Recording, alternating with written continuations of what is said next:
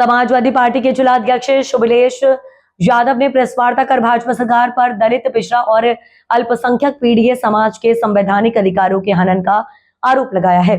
उन्होंने कहा कि भाजपा सरकार संविधान और लोकतांत्रिक मूल्यों को कमजोर करने का प्रयास कर रही है तथा सरकारी नौकरियों में आरक्षण के नियमों की लगातार अनदेखी की जा रही है। सपा जिलाध्यक्ष ने दावा किया है कि पिछले 10 वर्षों में विभिन्न सरकारी भर्तियों में आरक्षण व्यवस्था का पालन नहीं किया गया, जिससे पीडीए वर्ग के हजारों अभ्यर्थी अपने अधिकारों से वंचित रह गए। उन्होंने 69,000 शिक्षक भर्ती, ग्राम पंचायत अधिकारी भर्ती, लेखपाल भर्ती, कृषि प्रविधिक सहायक भर्ती समेत कई विभागों की नियुक्तियों का उल्लेख करते हुए कहा कि आरक्षण के निर्धारित पदों की तुलना में पीडीए वर्ग को काफी कम अवसर दिए गए। उन्होंने आरोप लगाया कि भाजपा सरकार रोजगार देने के अपने वादे पूरे करने में विफल रही है। प्रतियोगी परीक्षाओं में बार बार पेपर लीक और इन परीक्षाओं के निरस्त होने से युवाओं में निराशा बढ़ी है। सपा नेताओं ने कहा कि पार्टी पीडीए समाज के अधिकारों की रक्षा के लिए संघर्ष जारी रखेगी और आरक्षण संबंधी कथित अनियमितताओं को जनता के बीच ले जाएगी।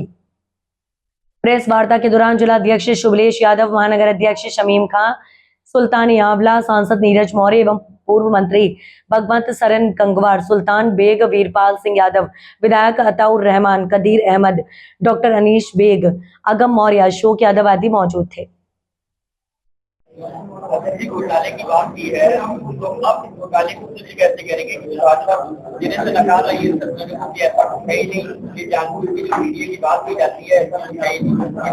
तो आपके बारे में कहा जाता है कि परिवार डेवलपमेंट अथॉरिटी बताते भी। देखिए, आपने बहुत अच्छा सवाल किया, उसका जवाब है ये हमारा पीडीए ऑडिट अंग 1 पीडीए आरक्षण घोटाला।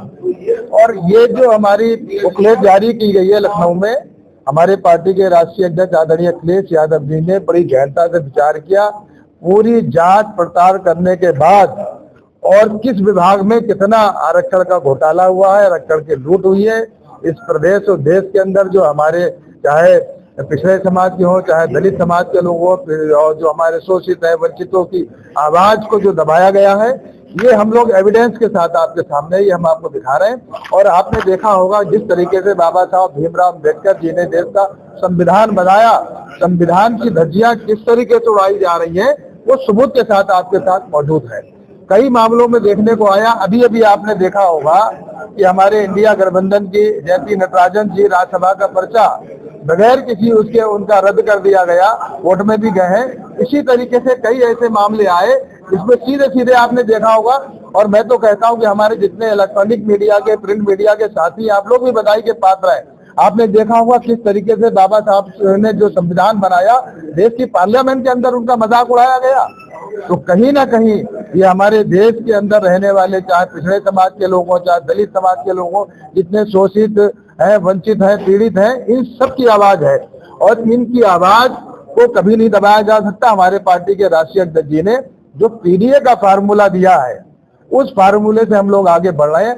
आज हम लोग पार्लियामेंट के अंदर तीसरी सबसे बड़ी पार्टी उत्तर प्रदेश में हम लोगों ने पीडीए के माध्यम से भारतीय जनता पार्टी को हराने का काम किया है।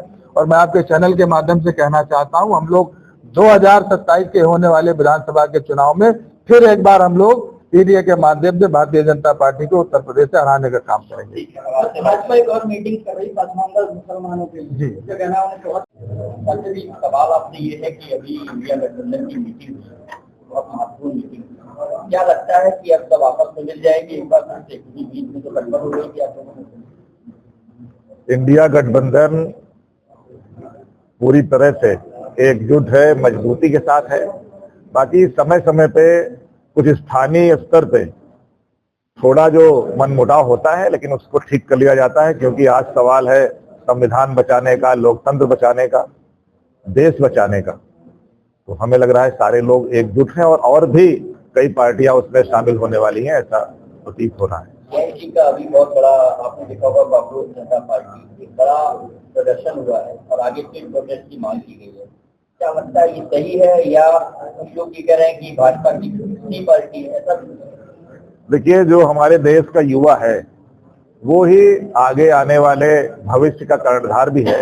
और युवाओं को जिस तरह से अपमानित किया गया, मुझे लग रहा है खासकर उत्तर प्रदेश के युवा जिस तरह से 2024 में समाजवादी पार्टी के साथ आए हैं, उससे ज्यादा बढ़ चढ़ के 27 में वो समाजवादी पार्टी का साथ देंगे।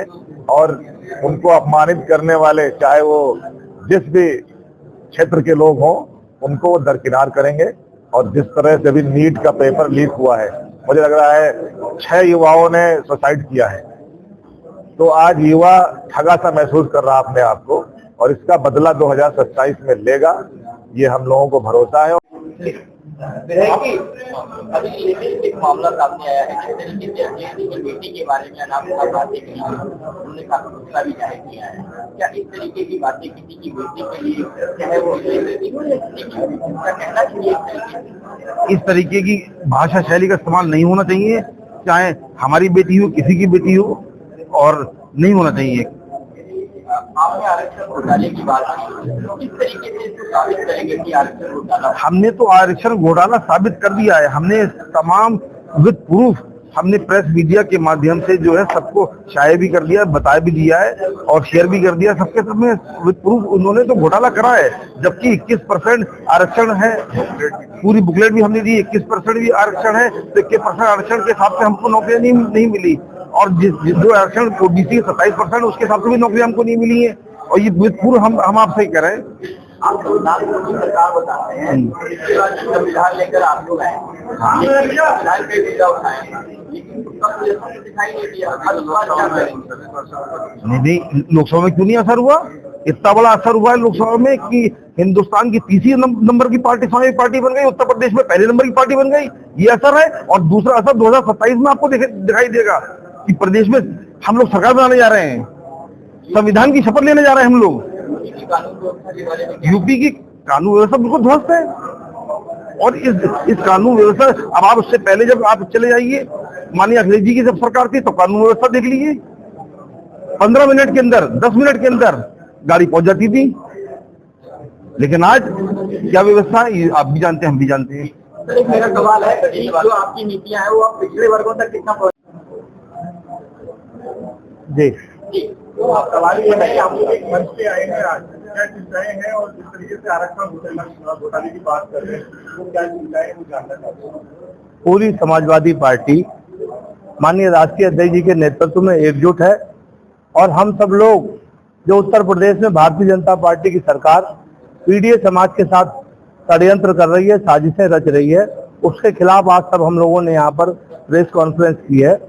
आप लोग सब लोग अच्छी तरह से जानते हैं कि भारतीय जनता पार्टी ना तो लोकतंत्र में भरोसा रखती है, और ना ही बाबा साहब भीमराव अम्बेडकर साहब ने देश को जो संविधान दिया उस संविधान में भरोसा रखती है। बल्कि लोकसभा चुनाव से पहले, जो 2024 में लोकसभा का चुनाव हुआ, इससे पहले लगातार भारतीय जनता पार्टी के लोग नारा दे रहे थे कि अब की बार 400 पार। और 400 पार का नारा वो उनका यूं ही नहीं था, उनका जो मंसूबा था, उनके मन में जो बचा हुआ था, वो ये था कि वो देश का संविधान बदल देंगे 400 लोकसभा सदस्य जीतने के बाद। मगर हम धन्यवाद देना चाहेंगे माननीय अखिलेश यादव जी को, उन्होंने भारतीय जनता पार्टी के उस नारे को न केवल नाकाम किया, बल्कि उत्तर प्रदेश में भारतीय जनता पार्टी को दूसरे नंबर की पार्टी बना दिया, और समाजवादी पार्टी उत्तर प्रदेश की सबसे बड़ी पार्टी बनकर आई और देश की तीसरी सबसे बड़ी पार्टी बन के आई। और इनका मंसूबा इस बात से भी समझा जा सकता है कि अयोध्या के इनके सांसद वहां लल्लू सिंह जी ने एक बयान दिया था कि अगर भारतीय जनता पार्टी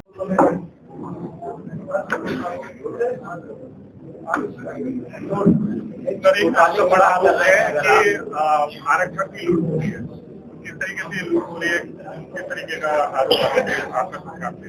देखिए, जब से भारतीय जनता पार्टी की सरकार आई है, लगातार भारतीय जनता पार्टी की सरकार दलितों, पिछड़ों, अल्पसंख्यकों के खिलाफ काम कर रही है। और आरक्षण जो बाबा साहब डॉक्टर भीमराव अम्बेडकर जी ने संविधान में दिया था, वो आज आरक्षण पूरी तरह से लगभग खत्म कर दिया है। और आज लोगों को बड़ी चिंता है, पीडीए के समाज को बड़ी चिंता है। और जो बाबा साहब डॉक्टर भीमराव अम्बेडकर जी ने कहा था, ये संविधान कितना ही अच्छा क्यों ना हो, लेकिन लागू करने वाले लोग अगर अच्छे नहीं हैं, उनकी नीयत अच्छी नहीं है, तो अच्छा संविधान भी अच्छा साबित नहीं हो सकता है। तो उस बात पर आज हम लोगों को ये महसूस हो रहा है कि डॉक्टर अम्बेडकर जी ने जो बात जब कही थी वो आज बिल्कुल सही साबित हो रही है। और इसीलिए पीडीए समाज के लोग अब ये मानने लगे हैं कि जब तक ये सरकार है तब तक हमारा हक हमें नहीं मिलेगा।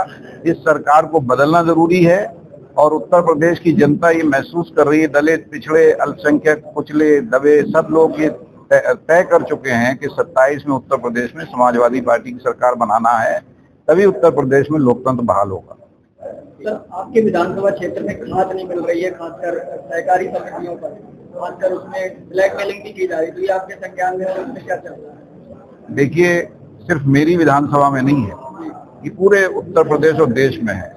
आज खाद के लिए दर दर की ठोकरें खा रहे हैं और बड़े मजे की बात है कि गैस भी OTP से मिलने लगी,